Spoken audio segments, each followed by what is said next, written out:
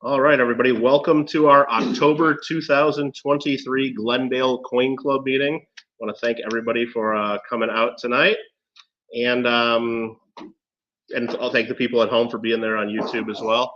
We'll go ahead and get started with the Pledge of Allegiance, though. So, Governor Ben, you want to lead us in the pledge? I pledge allegiance to the flag of the United States of America and to the republic for which it stands, one nation, under God, indivisible, with liberty and justice for all. Thank you, Ben. All right. Thank you very much for that. Okay, just as a reminder, Ben's selling tickets up there. If you want to get in the 50-50 raffle, this will be the last call for that. We'll pull that first at the end of these announcements. The rest of the raffle tickets, you can buy those throughout the meeting until we get to the auction at the end of the meeting when we do the raffle draw as well. I got some good prizes in there, including one of the new 2023 proof peace dollars as the top prize. So, and we got a little bit light attendance so far tonight. Maybe people are still fighting their way here on Friday night traffic, but if not, maybe we got better chances of winning tonight too. I don't know. All right, announcements for the evening. I want to make an announcement first. We got an email from the library. They sent it to all clubs, so I don't know if we're getting blamed, but the librarian usually gives me a little bit of a stink eye whenever I see her anyway, but no, she's really nice. I'm just kidding. We got an email that a lot of people have been taking things from the refrigerator that don't belong to us. So I don't know if it's anybody here, but you sometimes have stuff in there for other clubs and people put stuff there. So if it's anybody taking stuff, don't take stuff. Okay. They told me I had to say that. Other announcements, we have our Glendale Coin Club Coin Show coming up in just over 2 weeks, October 29th. That's a Sunday. If anybody needs postcards and information on that, we have those up here. We have the show is 10 a.m. to 5 p.m. Dealer setups at 8 a.m. We got our advertising underway. We got lots of online advertising going on, and we got our postcards going out to our whole mailing list going out this weekend. So they should have them, by the end of the week.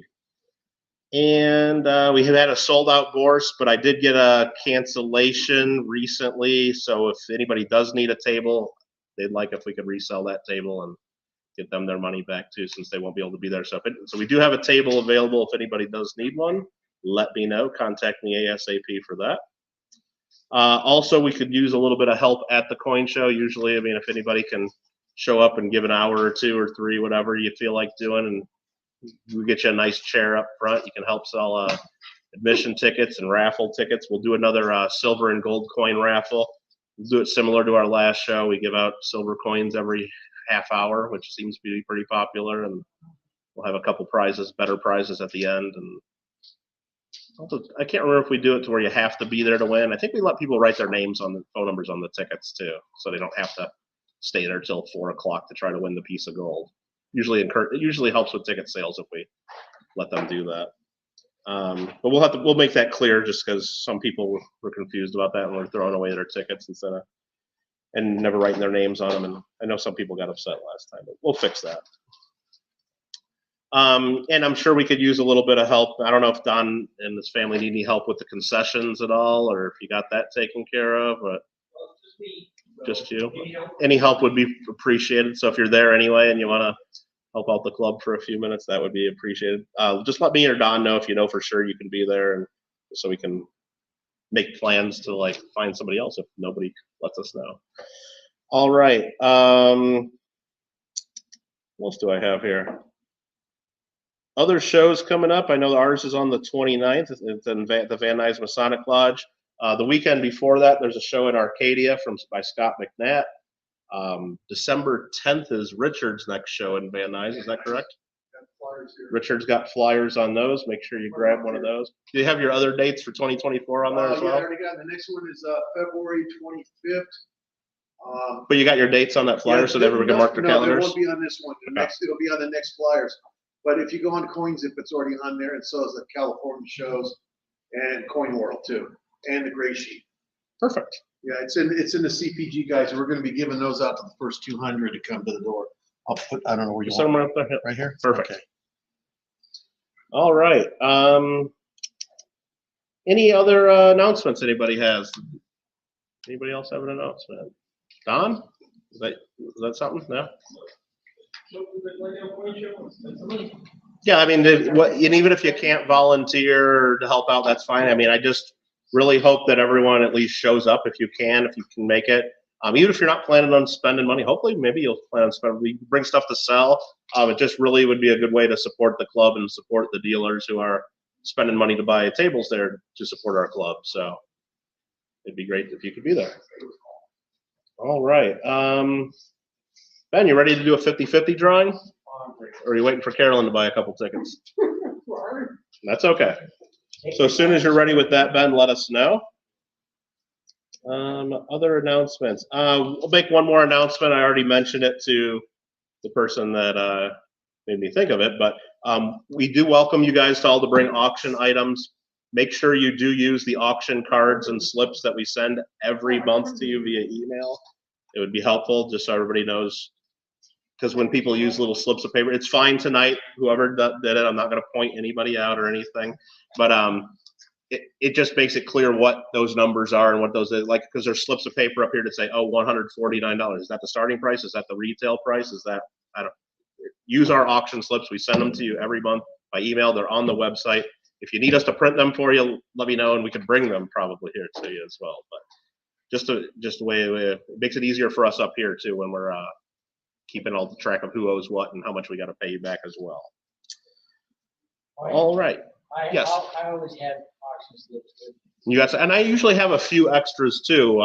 But I know a lot of people, like if you're bringing, you know, a couple rows of stuff, you know, 5, 10, 15 items. I mean, people write that stuff up ahead of time. And actually, if anybody wants it, I think the file I send is an Excel file, maybe. Yeah. I think you can type right on those too, or I could send it to you as a PDF file, or I mean, that might make it easier for some of you too. So, anyway, Ben, ready to pick a 50-50 winner? Yeah. Are you going to tell us how much we sold? We sold $85. $85, a 50-50 drawing. Very good. $43. Winner gets 43, the club gets 42. Beautiful. Is that the orange and the pink? Pink. Wait a minute, which one of these is orange and which one of these is pink? It's hard to tell. No, it's okay. 672-689.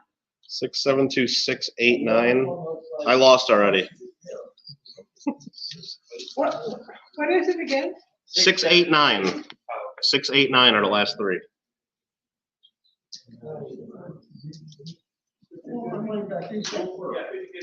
I think I have. I think I have it. Well, show Ben and see if you got it. That just means Ben didn't mix it up since you just bought yours.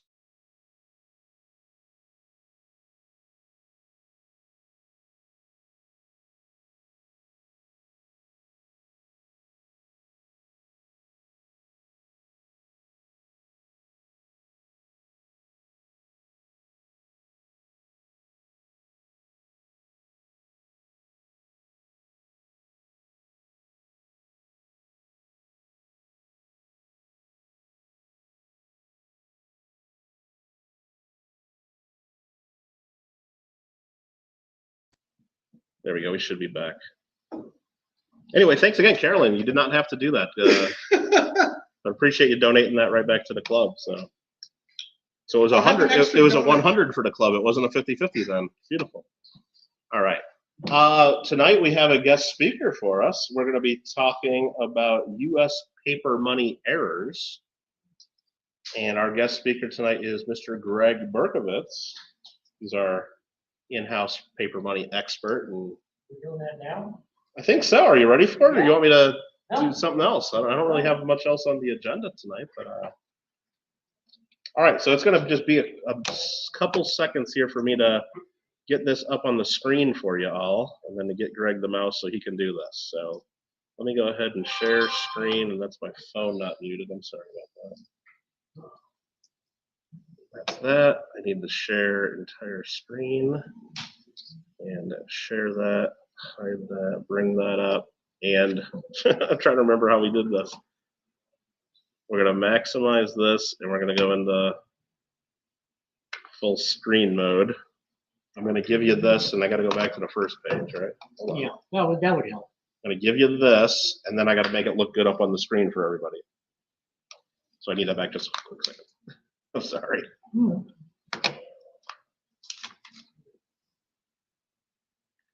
And there you go. Hopefully that looks good on the computer for everybody.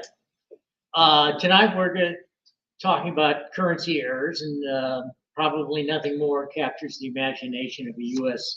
note collector than the error note, that elusive special note, the one that is off the top of all of our want lists. Greg, you might get to move the mouse up from the bottom a little bit and click kind of where you're up higher, not click, but yeah. I got that bar down there. It's messing you up. Sorry. Do what? Oh, okay. Like right about there. Sorry. No, I'll have to remember how to do this. Just gotta use the scroll wheel. One Oh, click. that's right. Move each. Oh, okay. Thank you. Before we start, I want to talk about briefly the newer notes that have offset printing in the background. You'll notice on the 20, everything except for the 1 and the 2s now have images in the background, like you can see here and here, and on the back, all the small little icons or whatever these are. This is just an offset process that they started for anti-counterfeiting. It's a new process. I can't remember what series they started out, but they've been around for, I guess, about 5 years or so. And it's an offset process, and the front and back are printed at the exact same time. They feed blank substrate for paper into the machines, and they print by offset process. They print these images on the notes. Now, I have not seen any error notes that have problems with this. Okay, so you won't see any notes tonight that's showing any kind of problems with these notes. I haven't seen any. I haven't seen any for sale, any articles about them. So it won't. We won't see anything tonight. Okay. The way they print notes are first, second, and third printings. Basically, the first printing is the reverse of the reverse of the back of the note. The second printing is the front of the note, which is done in the darker black ink. And the third printing is the overprinting process, where they add the seals, serial numbers, etc. So notes have first, second, and third printing errors. This monster here isn't really a monster out of some science fiction magazine. That is what they call a cope machine, a currency overprinting equipment / pack. This is part of the final process, and this machine will cut the notes up, stamp the third printings on them, and then package the notes into 100 packs, and then put them into bricks, and it's all done on this one machine.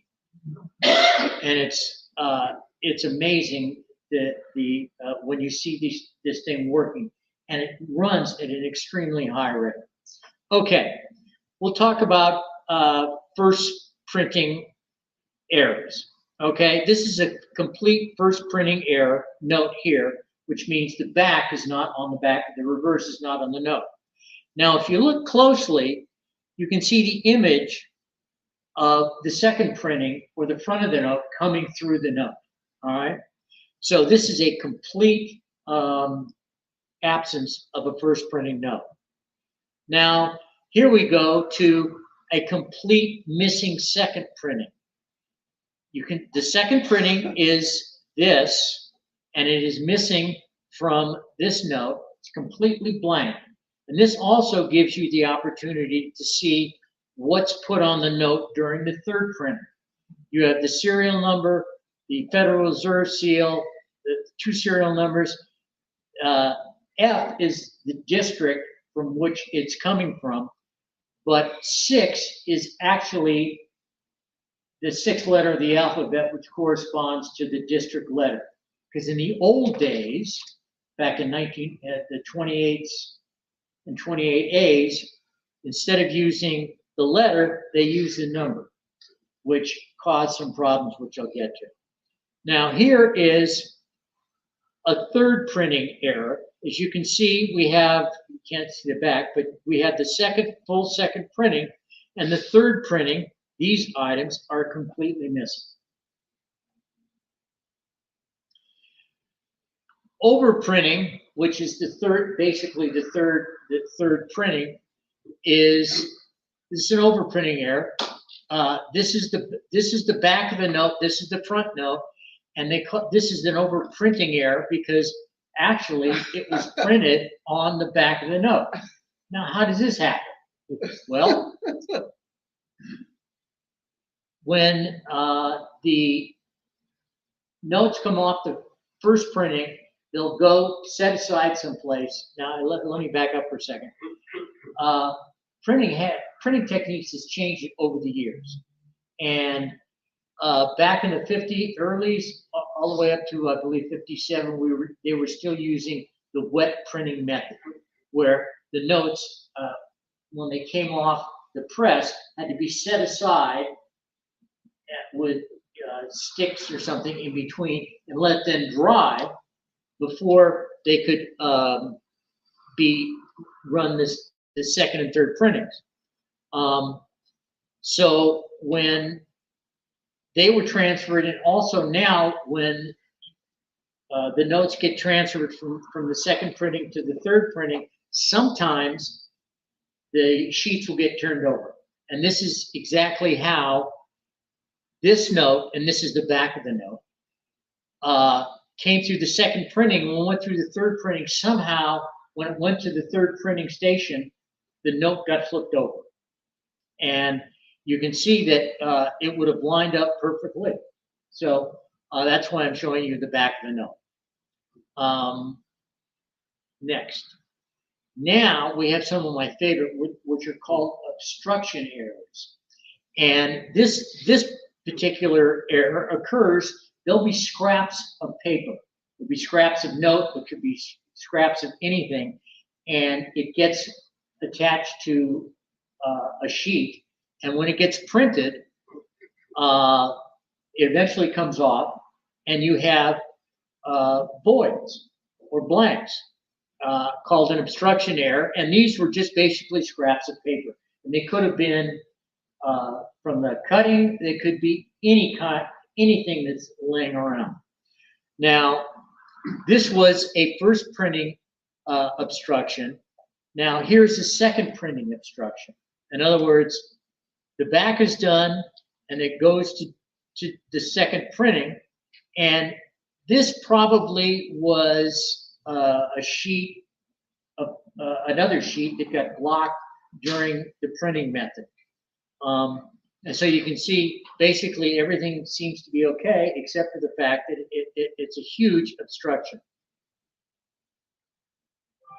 Now, one of my favorites, these are called retained obstructions, okay? It's very rare that an obstruction will come through and stick to the note. And here's a wonderful example. You can see the scrap of paper, and it's usually scraps of paper from the cutting, the cutting of the notes. And I don't know exactly how they get there, but it happens. This piece was floating around, for lack of a better word. It got attached to the note and went all the way through. And when it got into circulation, someone said, "Oh," they looked at it and they go, "What's this?" And the piece was here. This is another type of obstruction because it's a piece of foreign material. It's a piece of foreign paper. Obviously, it's some craft paper, brown paper with tape that somehow floated in and somehow got into the process, whether it was during the sheets being transferred or whatever, but it stuck to the paper. Now my favorite, this is called the Del Monte note. And it, when it first came out, the story is, was a college student at an ATM machine. And it came out, and sure enough, it's a Del Monte sticker from a piece of fruit, okay? And it's stuck to the note, and the college student said, I know something, it's got to be worth some money. And he turned around and immediately sold it on eBay for like $10,000, okay? Because it's a one of a kind. This is not just a scrap of paper. This is, it's a Del Monte sticker. And there's conjecture as to how the sticker got there. Was somebody eating food online while they were working on the equipment? Did it, how did a Monte sticker get there? The interesting thing, where's my note, is the last time, now he sold it for about $10,000 on eBay relatively quickly. And what year was this? In about, in 2021, it sold at Heritage. And mind you, it's a one of a kind. It's a nice 63. Anybody got a guess how much it sold for? $140,000. I wish I could buy it for that. It sold for $396,000. It's one of a kind. Okay. Everybody that works there sticking their banana stickers on them now. Yeah, but they gotta follow. They gotta follow through. Find it. Wow. So it's a very, very famous note, and I think it's probably the highest sold error note, if you will. Okay. Hey, Greg, Yeah. was it struck on top? So the printing is on top of the. Yes. You can see that if you look at the. Where's my seal? If you look, yeah, there we go. If you look at the seal, it's on top of the note. So it's the third printing because it's apparently covering up this part of the note and the signature. So it'd be the third printing error. Do you know if Del Monte bought it? No. Private collector? No, Del Monte would buy it. That's fantastic. not for $396,000. So, Greg, what do you think? Someone in the chat just says, I bet that kid's kicking himself for selling it for $10K, but it's like, it's $20 out of the ATM. I'd be pretty thrilled with $10K. Yeah, Not knowing what it is. but he would have had to follow the note because if he just sold it because he was a college student, whether he knows what it sold for or not, I don't know. But if he found out, he'd probably upset to whoever told him how much it sold for. Maybe, yeah. Anyway. Next, the type of error is called insufficient inking. Okay, and you can see obviously what's occurred and what happens are notes are printed, except for the ones and the twos, are printed in 32 subject sheets. The ones and twos are now on 50 subject sheets, which are very large. And the inking, they have the inking process, they have ink wells and reservoirs that distribute inking over the entire plate. And then there's another process that wipes the ink to make sure it's evenly spread.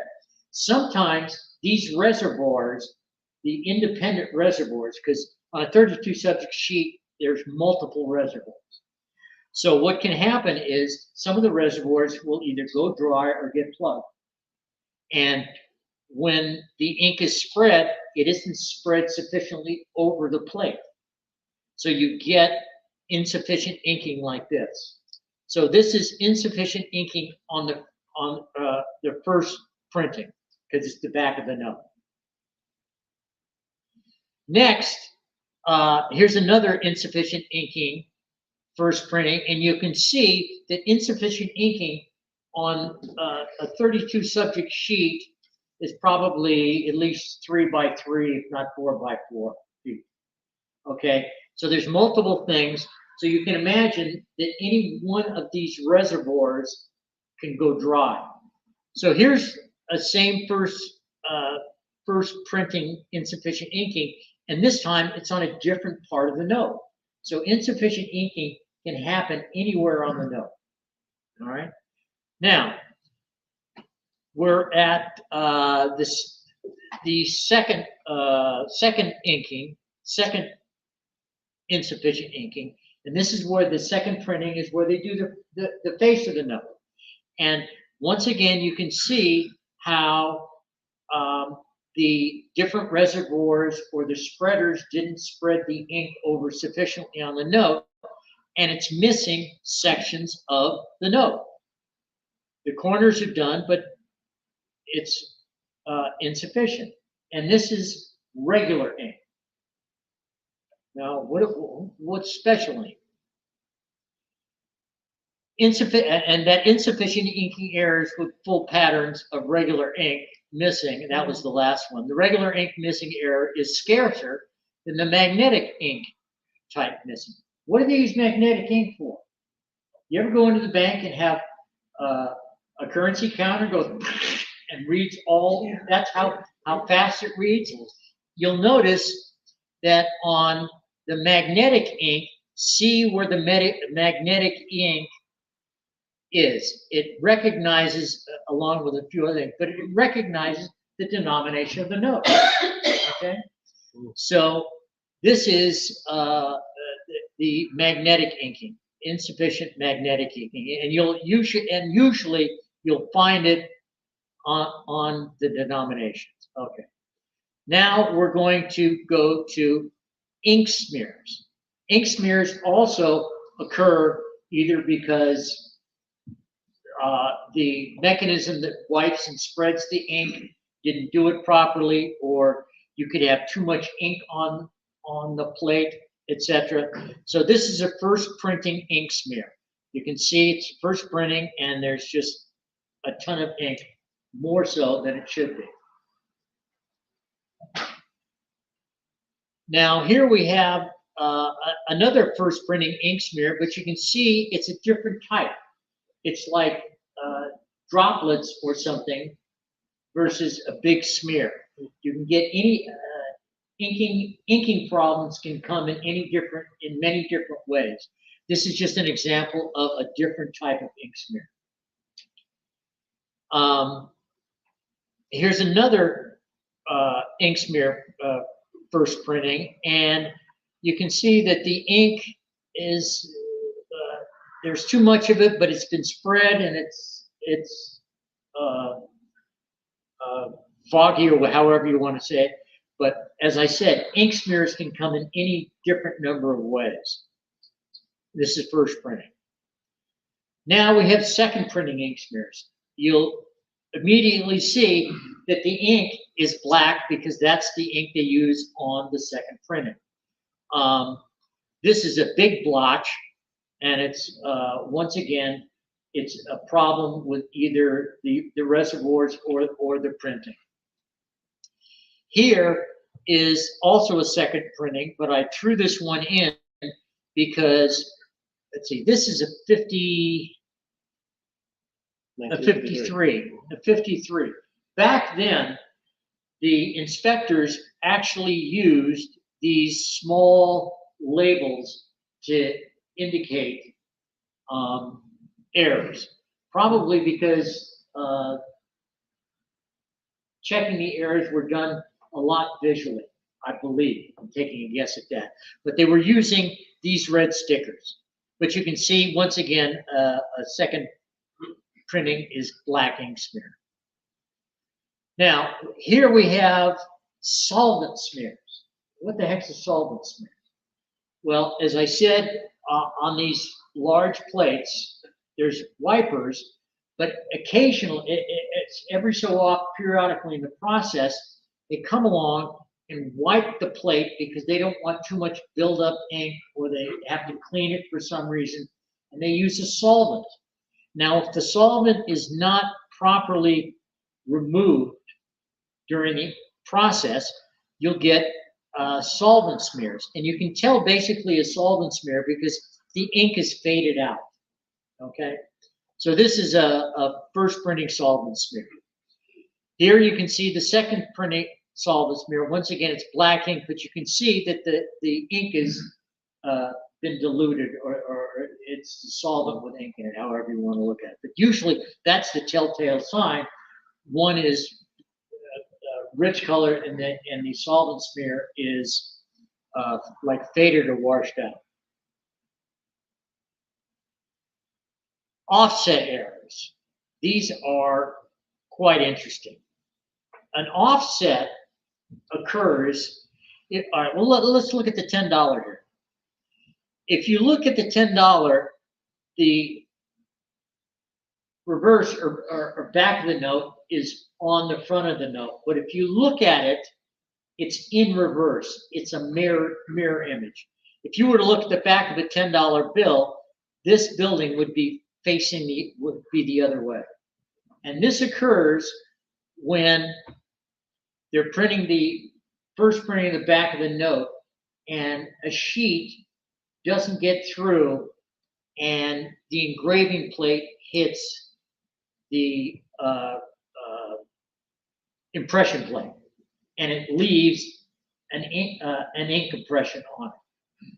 So later on, when this 10 went through it, it picked up that. Now, mind you, the note gets turned around, and so that's how the mirror comes out. But it comes out so that the over the offset is actually a mirror reverse of what it normally looks like. Greg, they may be jumping ahead a little bit, but people in chat are wondering if that's a wet ink transfer or is that something totally different? That's totally different. Yeah, a wet ink transfer would be you wouldn't get the reverse design. Okay, you got to understand that the process leaves the impression an ink impression on the impression board. Okay, and the next note when it comes through gets flipped over, etc. It's a process that it sometimes even confuses me. All right, but no, that's different. That's different from a wet ink transfer. Okay. All right. Thank you. Now here's a partial. This is offset back to front. This is an offset front to back because the note, anyway. No, I don't know what happened. Anyway, this is front to back, and And you're illuminating personality. thank you. Anyway, so you can have back to front or front to backs. Okay. This is a partial offset back to front, and the offset process, how it works is it's confused. Something goes through, loves a thing, then the next note comes in, and while it's printing the back, it picks up the front, it picks up the impression of the wet trap, the other note, etc. Like I said, I get confused. Of course, that's not too hard. Here's another partial offset back to front. Okay, and thank you. You didn't even touch it. It just did that. Anyway.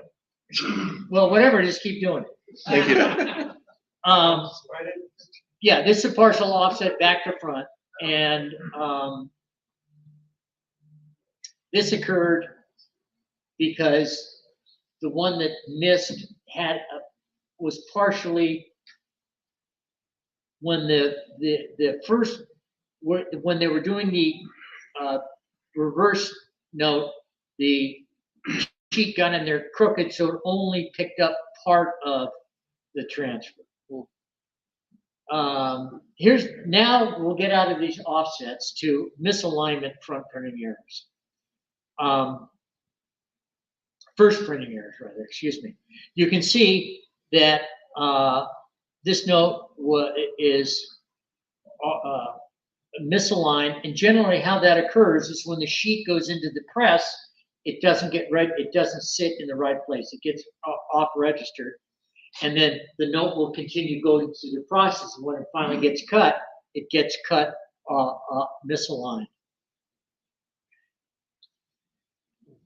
Oh, now this is a first printing, first error printing, misalignment error first printing. It's a mouthful. This is the same note. This is the back of the note, and you can see it's misaligned, but somehow when it went through the process, it got fixed or corrected somehow, and this is the front of the note. So, No, those aren't the same. It's a 10 and the 20. oh, excuse me. Shoot. I was thinking of something else. Anyway, this is a simple misalignment, all right?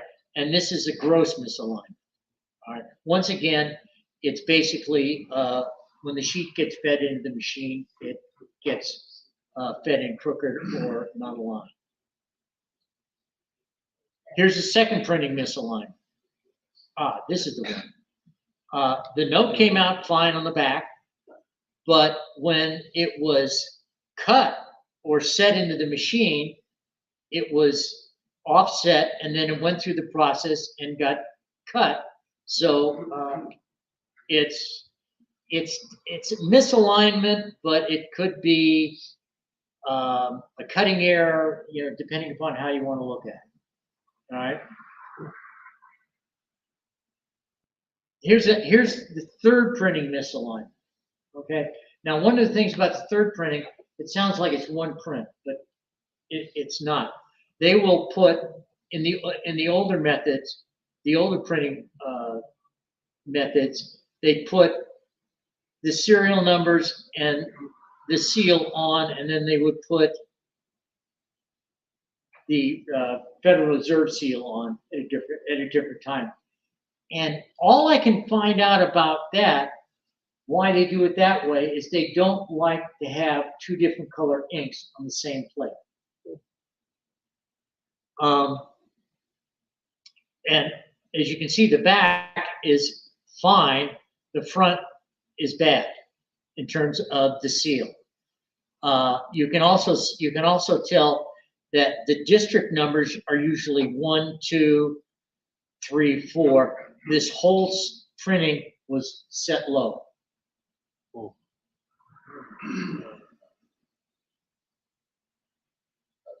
One of my favorites, inverted printings. This is an inverted third printing, and obviously, or not obviously, but what happens is when the note got fed into the third printing, it got put in back upside down. And so you can see once again that the third printing has the serial numbers, the seals, and this one, I can't even see the district numbers. Amazing. But it's just basically backwards. Now, also, we've been looking at current small size notes.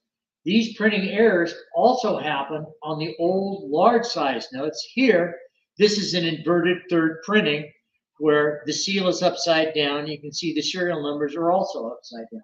So it happened all along the printing process. Here you can see the serial number upside down, and that's actually an M, not a W, and you can see the other one upside down here.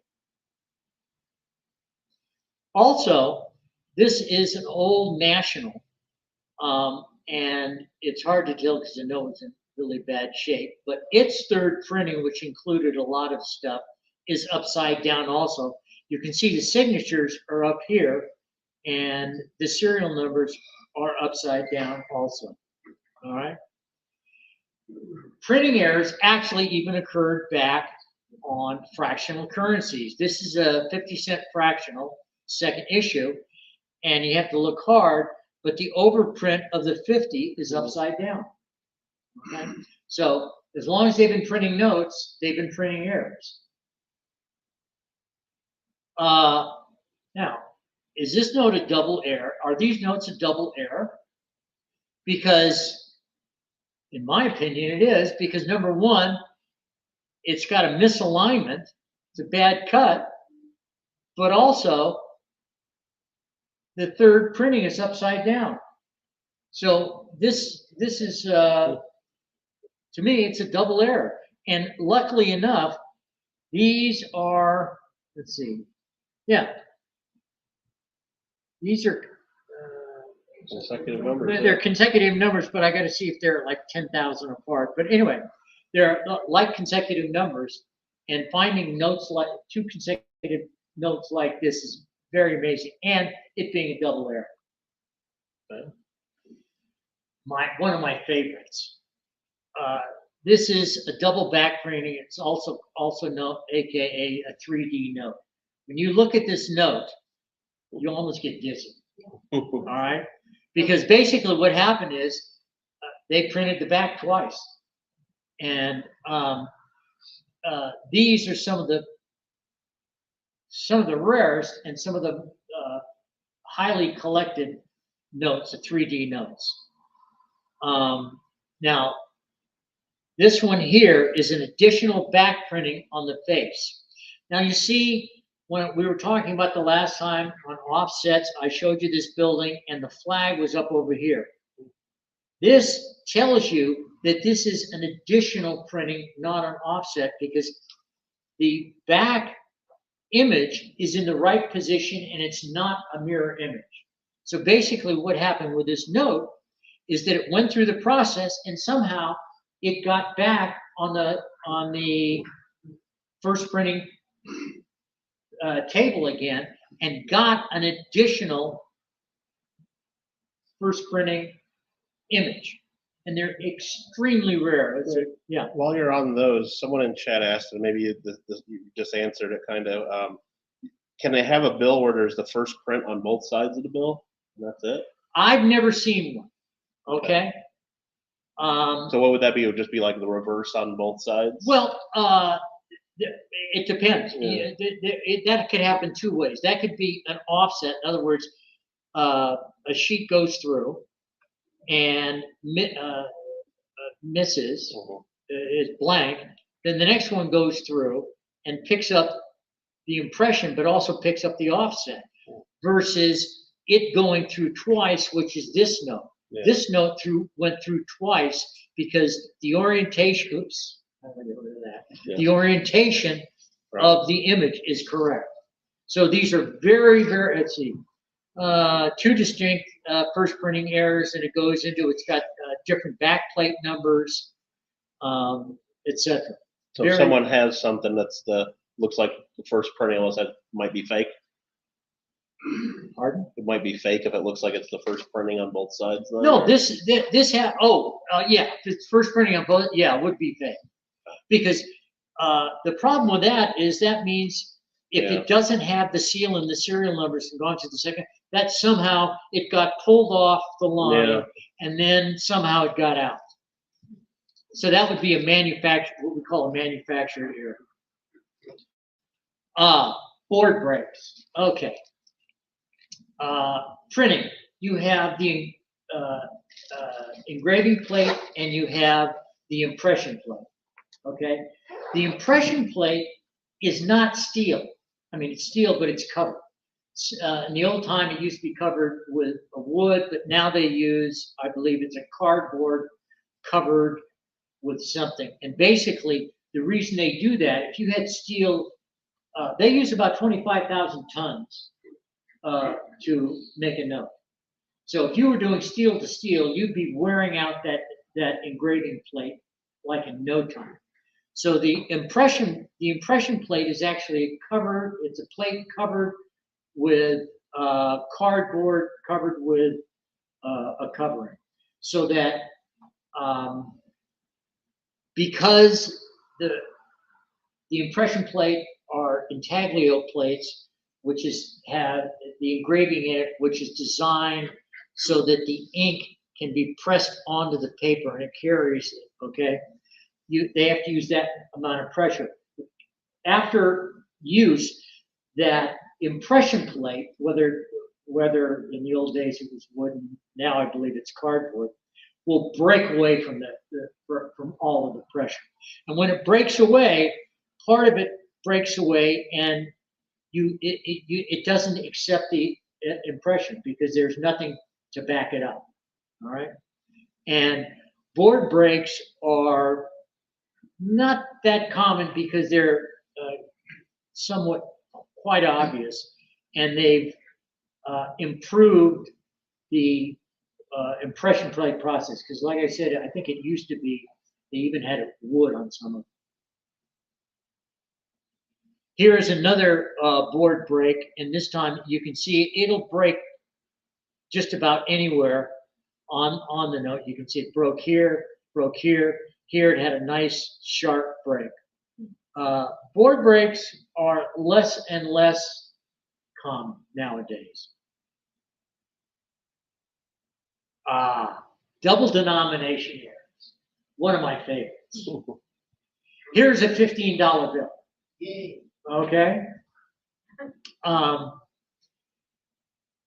This is 34, and it's there. If you actually look at the registration on the note and the printing and everything, they're beautiful notes. Very well centered, nice border. As a sidebar before I forget, if you look at the back design on notes are always smaller than the front design. You can see, just look at the size of the borders, okay? To do that, they print the backs first because it's the first printing. They make it smaller so when they go to print the second printing, the paper doesn't actually have to be perfectly lined up. Okay, so there's a little area of error. Okay, so anyway, this is a $15 note, and 5 and a 10. 7.5. I'd average them. It's true. Would that have shown up at the bank as a $5 bill or a 10? When they got the stack of bills? If they got the stack, it would have been in the stack and it would have showed up in the $5 because when you look at a stack of bills, you're seeing the front side, the second printing, it's front sides first. Okay. Would the whole stack been like this? That depends. Probably, I don't. It would have been a sheet. But that Coke machine that I showed you in the very beginning, it looked like the monster. And even in the old days, next month I'll bring in a sheet. You'll see that the sequence of the serial numbers are off like by 10,000. Each one is off by 10,000 because by the time it goes through the process, they get cut, sorted, and stacked, and they're numbered on the sheet so that by the time it gets cut, stacked, and sorted, they're in numerical order. Okay. What was the question again? I'm sorry. Oh, at the bank would have the whole band did. So Yeah, the whole thing. It would have all been 5s. Okay. With the 10 back. Yes. Well, I mean, would the whole stack be? Yeah. No, because as like I was saying before, a sheet. You have a 32 subject sheet.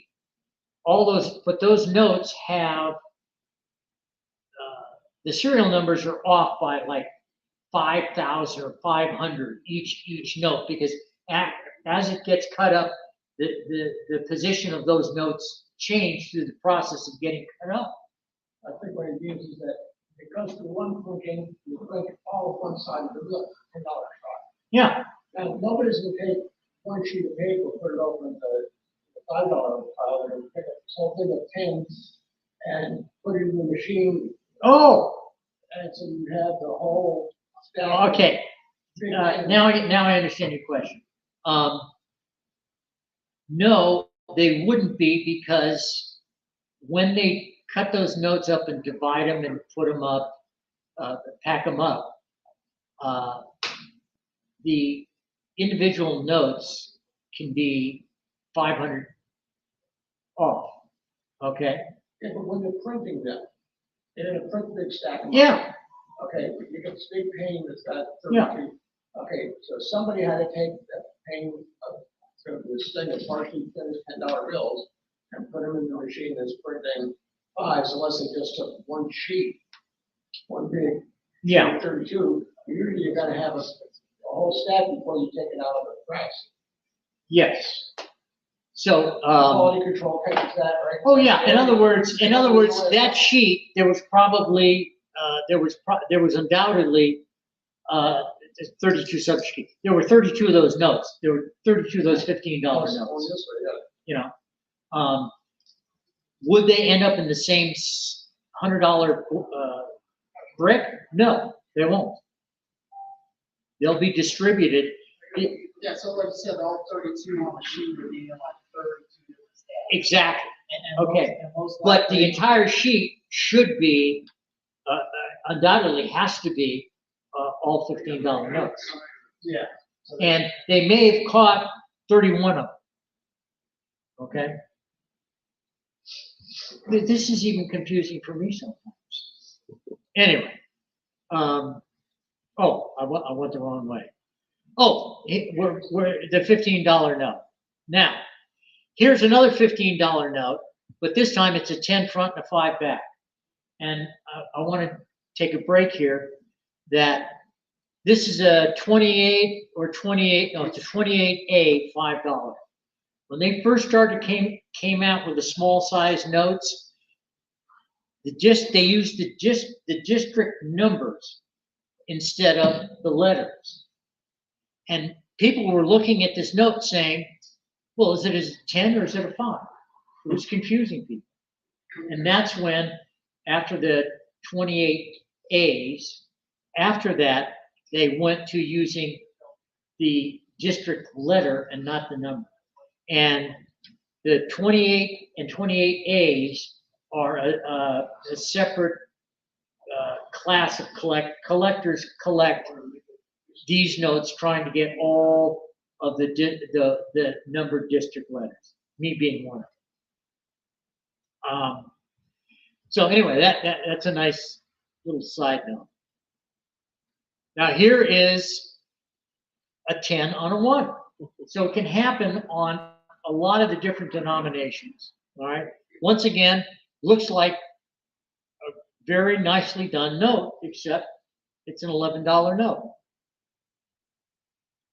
Double denomination. Here's a double denomination smear. Now it's going to be hard to see it, but you know, on a computer, what you're going to see, and you might be able to see it, is right here in the smear, and you can almost see the one. The smear is from the back of a $1 bill. Okay? Like I said, it's hard to see, but up close, you'll see the impression of the backside of a $1 bill. And don't ask me how that happened. It says 100 on the front and 1 on the back. Is there?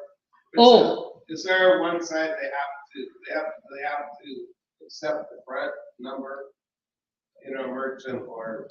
Oh, no. Legal tender? First of all, I think if anybody found one, they'd probably take it to the bank first. And if somebody wanted to pay me with a $100 bill with a $1 bill on the back, I'd take it in a second. Okay? But if it were $1 in front and a $100 on the back, that's a different story. Okay? It is, I believe what they say is whatever the face of the bill, like you could take the bill back to the bank or to the BEP, and let's say it's a $20 with a 5 on the back. It would give you the value of the $20 bill. But if it were a 5 on the front and a 20 on the back, it would give you the value of the $5 bill. Because the $5 bill is the one that has the serial numbers. Without serial numbers, they can't do anything. So the 10 you showed, they would honor the 10. Yeah. I don't know if a merchant would, but the BEP would. What you're saying, Greg, though, is if it was a $1 on the front with 100 on the back, they might only take it as $1, but Right. we'd all pay over $100. Oh, yeah. Sure, right? Because that's. I'd give 100 for it. You get a 50-cent piece that's errored or something, it's the Right. same kind of thing. Okay. But yeah, the rule is they reimburse you for the face value of the note. Now, once again, it's happened on the large size old notes also. Here's a 20, a 20 on the back and a 10 on the front. And this is also an error, and they call it an inverted back error, which to me is a misnomer because they print the backs first. Ooh. So how can the first printing be the error? But it's called, they're large or small, these notes are called inverted backs. But errors happen on the large ones. Here's another one, 100 with a 50 on the back. So if you went to the bank, the bank or the BEP would have to value the 100, give you the value of 100. Now, folding errors. Folding errors are probably the most common errors that you're going to find, and it occurs. They occur all different ways. These are a run, similar run. This got folded, but you notice this one had an additional fold, and this one was folded over. It just got unfolded. Okay. During show and tell, I'll show you a folded note. Once again, here's another folder, all right, that occurred. Yeah, no third printing, which is interesting because it must have, somehow it got through the process with I can't, without seeing the full front of the note, but it got through without the third printing.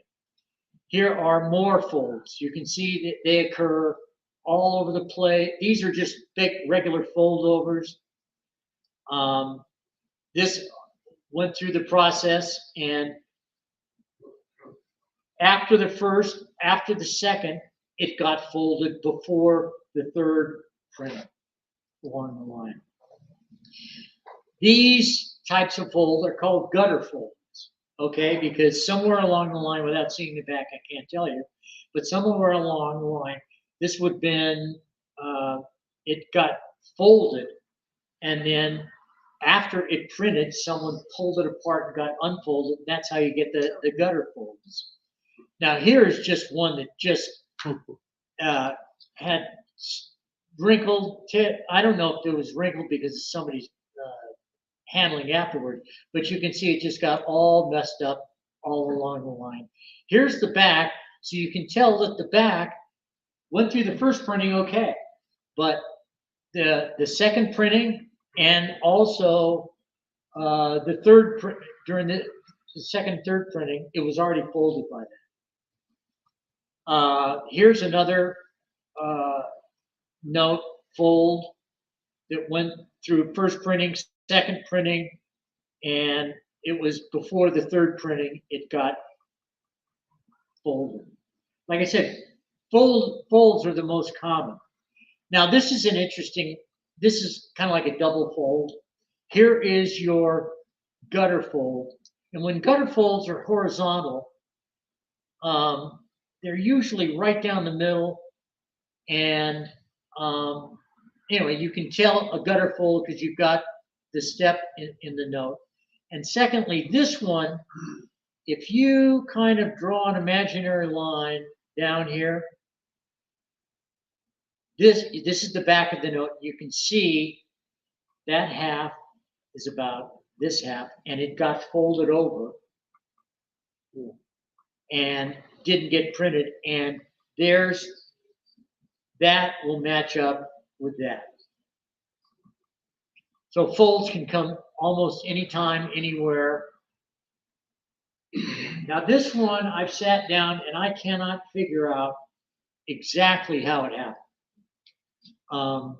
Because I looked and I cannot see a fold here because I was thinking maybe this one got folded down, or I have no idea how it got out. I mean, me or the note? Yeah. Well, they put it. Instead of ink, they put tequila in the machine.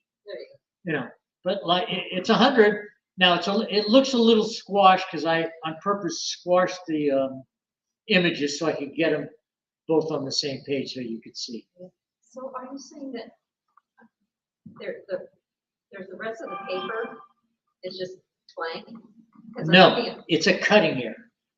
All I can say is I'm assuming that my first impression is this half of the note got folded down. Okay?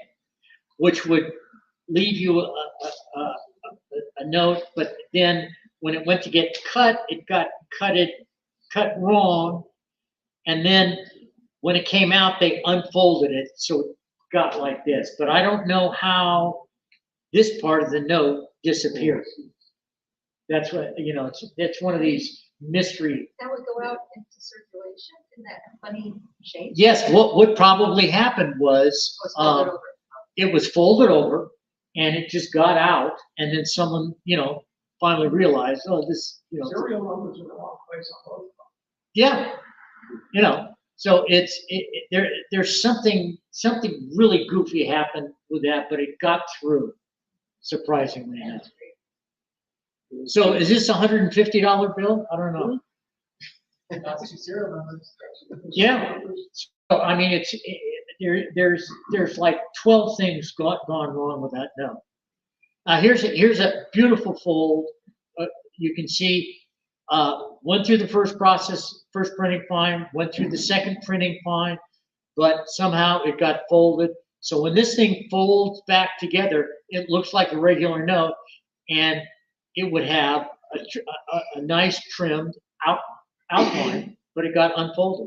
All right. Here's a simple fold.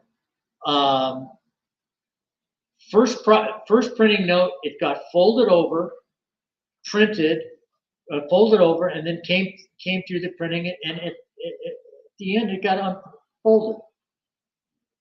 I should say, before the first printing, it got folded. Went through the process, and it unfolded, and this is what you get. That's what I'm saying. Folds can happen anywhere, anytime along the line.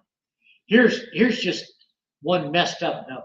Here, it's folded. It's I don't know, and it's all over the place. It's just, and it's amazing because it's not a graded note, and I don't know how somebody got it. Maybe this is a photo from the BEP. I'm not quite sure, but you can see it didn't work out. Serial number errors. U37, U47. That's what, 10 million off. I think that's how many numbers it is. Okay. Serial numbers can happen anywhere along the line. 545, 645, but yeah, 8. Yeah. So this one's only the 100 off. Okay. So serial numbers can happen anywhere.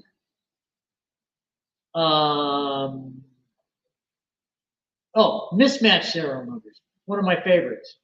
455, 445. Now that's like a $1 million problem. And apparently what happens on the older ones is the digits get stuck because they automatically switch. Here is 445, 455. In fact, these are from the same batch, all three notes.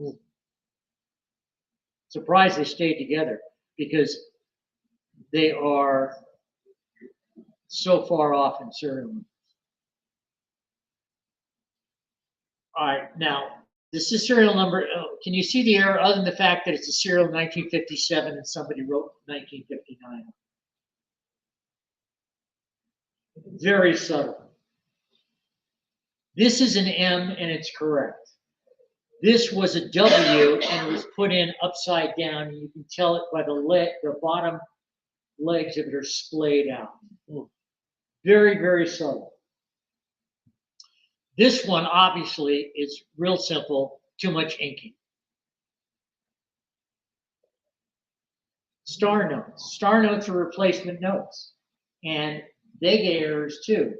Error notes run, depending upon the denomination stuff, denomination can run anywhere from 2 to 4% sometimes. This one you can't tell really, but you'll see on the next. It's called an inverted star. What? Close that. Oh, sorry about that. That just pops up. Sorry about that. There you go. Thanks. It's an inverted star.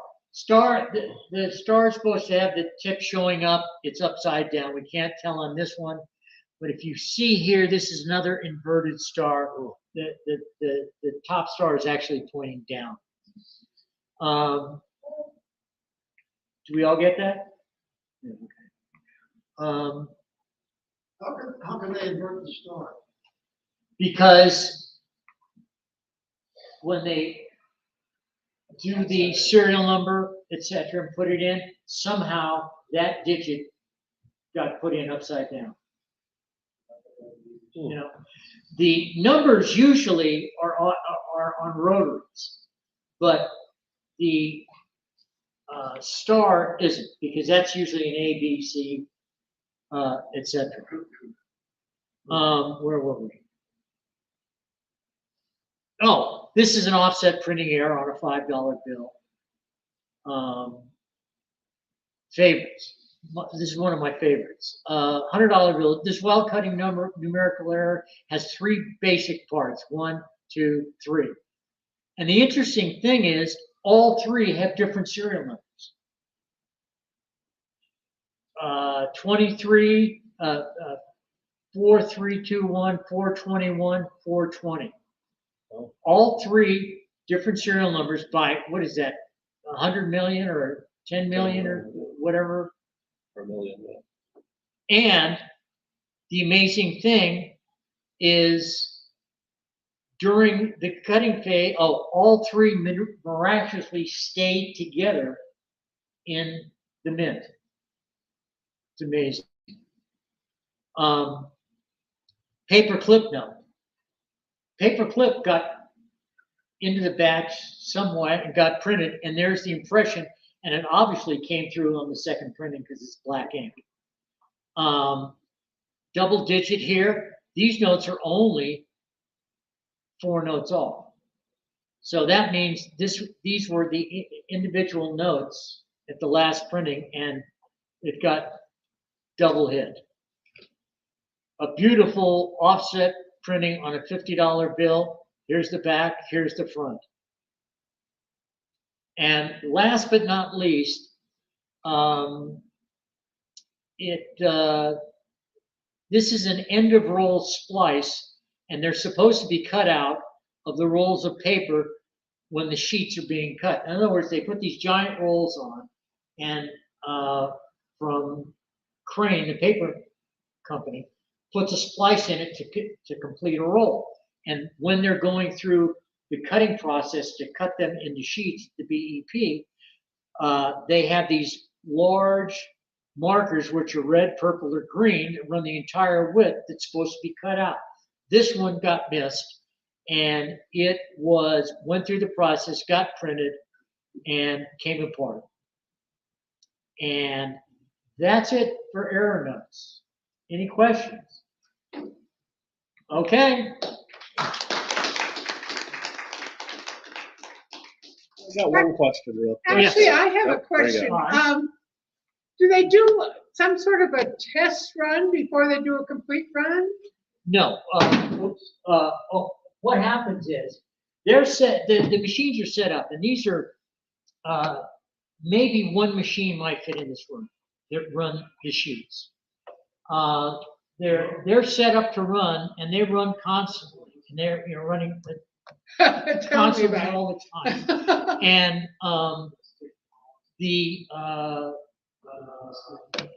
and they periodically take them down for do cleaning and stuff like that. But once they start on a run, they just keep running unless there's some calamity or something really goes wrong. Because I can't remember, but they do thousands of sheet runs before they start breaking these machines down. I see, okay, all right. I've seen them, they have to do all these things, packed together, and they look at it, all their sheets, and then all sizes, they get those, and they just look at the corners of it, Yeah. and the rest of the page goes for no. They don't know. Nowadays, they have optical methods, optical scanners all along the line. Now, if anybody's interested, there are 2 books that I use. They're all, one is U.S. Error Encyclopedia by Stephen Sullivan, and the other is U.S. Paper Money Errors by Frederick Can I J. show those Clark. over here, Greg? Oh. Oh, upside down? Why not? So what happens if they discover errors before they get out? All right. Do they recycle them? What they do is they pull them out, and you notice I mentioned something about a star note earlier on. The BEP is run to a certain degree by accountants. And accountants hate to have breaks. So when they find a note that is an error, they have a stack of star notes that have different serial numbers, and they put it in the stack and they make a note that it is a replacement note, and it gets into the book so that they know what happened to that serial number. In other words, because they want to see all the serial numbers all the time. So the star notes are the replacement notes that will get, the note will be taken out and replaced with a star note in the same pack. And the notes may go 14, 15, 16, star note 17, 18, 19. And then they dispose of, macerate. They usually macerate the notes, they don't burn them. Cool. All right. Thank you very much, Greg. Okay. Appreciate it. Greg, here's your books. Oh, yeah. Thank you. All right. Where'd Ben go? Ben hiding on us? He's taking a break. We have a show and tell list. You got to do show and tell. All right. And if you didn't sign up for show and tell, we'll have a chance to get you up here. Thank you.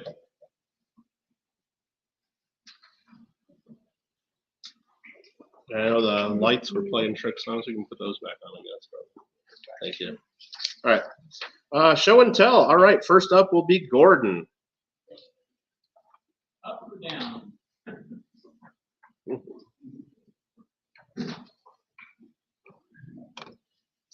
So I brought 2 notes. First one is a $1 gutter hose. It fits back and front, like Greg said. The other note is not an error, I guess. I think they call a fancy number. And this note is 522222224. And Gordon, let's put the show and tells all over here so we don't get it mixed up with the. Okay. Thanks. They're offline now? Nope, You don't not put yet. those- You want me to show them? Yeah, if you want. Next up is going to be Dennis. Dennis Rockland. Yeah. Yep. I brought in a state quarter, or not a state quarter, one of the new women's quarters.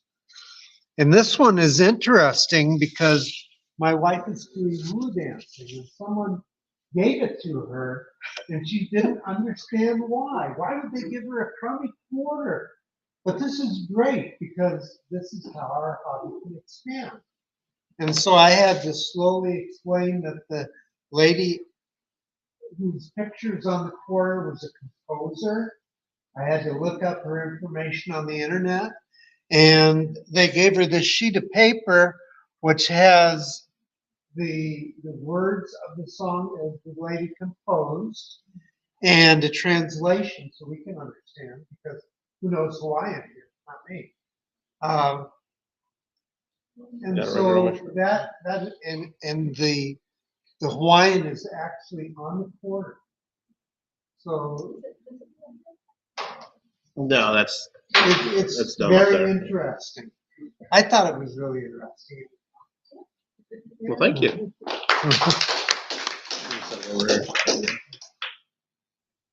Steve, next.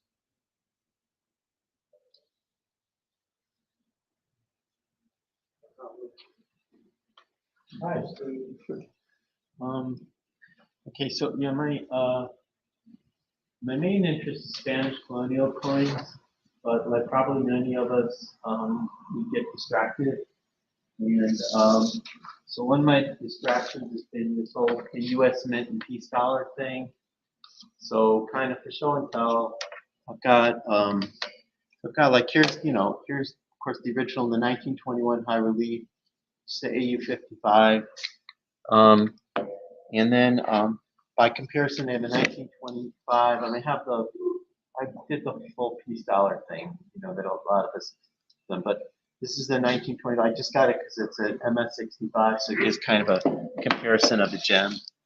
And then here's where U.S. Mint got me, so I did.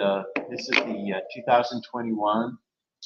So it is an MS70. So this has become relatively rare, I guess now, and of interest. And then by comparison, they have the 2023, which is about 1/3 the value of the 2021. It looks the same, but it's just and then finally, because I guess in honor of the gem, this is the proof version of it, which is kind of neat looking. It's a proof 70, and then in November will come out the reverse proof, and those are apparently, at least on YouTube, dealers are going nuts over the reverse proof, which are kind of hard to get. We'll see what happens. So that's it. All right, thanks, Steve. Get us back up next.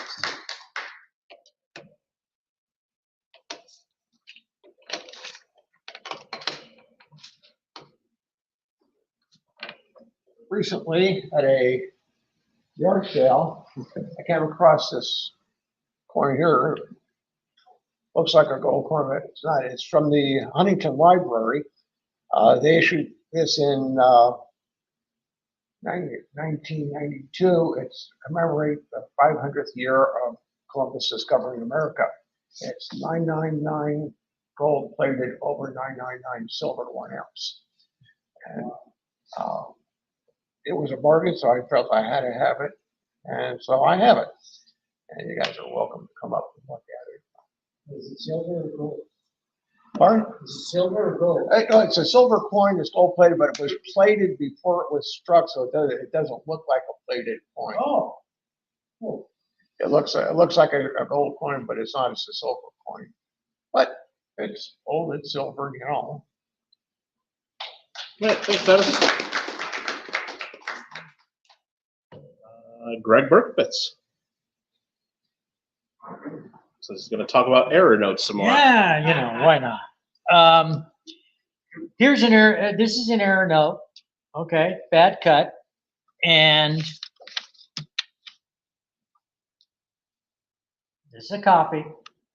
And the way it works is that was turned over. So when it gets cut and everything, that's how you end up with a cut note with a goofy corner.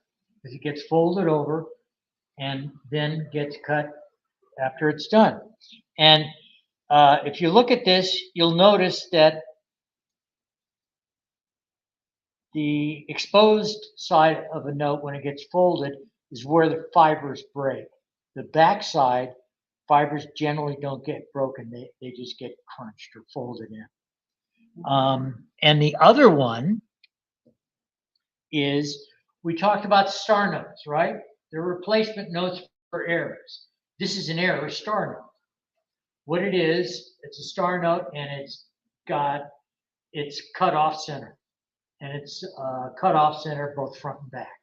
So having a star note that is an error is like hen's teeth.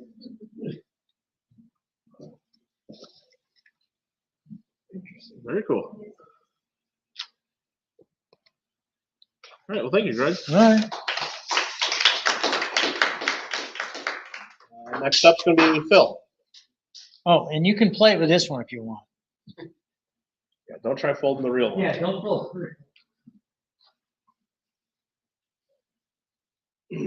Since the topic is on currency, I happen to have a catalog. It's the currency catalog of the People's Republic of China. However, I can't read Chinese. Yeah, I know. It's one of those things. And I opened the book and I said, well, oh, there's an error. Notes are upside down. Not really. The notes are right. The cover is upside down. I have an error currency. Error currency book. Error currency book. All right. Crazy. Thanks. Brian's up next.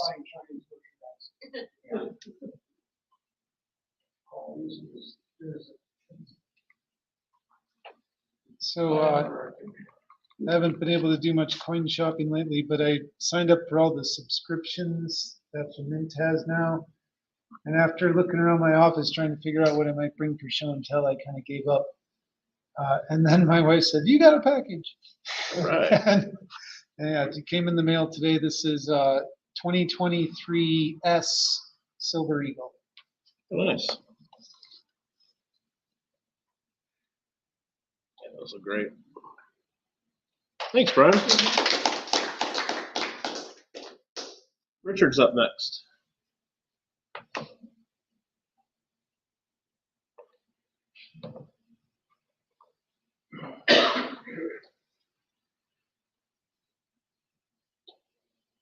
I was given this by one of my old customers who passed away. Sold his dollar collection for him, made a fortune off of it. He did real well. It took us like 20 years to put it together. But anyway, for me doing all the work for him, he gave me this coin from the SS Republic. It's the original coin from the shipwreck from 1865. Serial number is 41282, and it's a $50. And this ship was not only on the side of the Union, it was also in the Confederacy too. So it was called the SS Tennessee at one time. So it's sort of interesting. But all the paperwork's here, and it's got here's own a piece of history. And this is from Odyssey Group, who's a company who brought all the stuff up. And it comes with a CD on here with some information on it. And of course the coin looks like a real nice coin. What year? This one is 1861 from Orleans. So anyway, it's up here. So Want to take a picture of it? Yeah, I can show it on there real quick. Sure. Very cool. Did you ever watch the movie yet? No.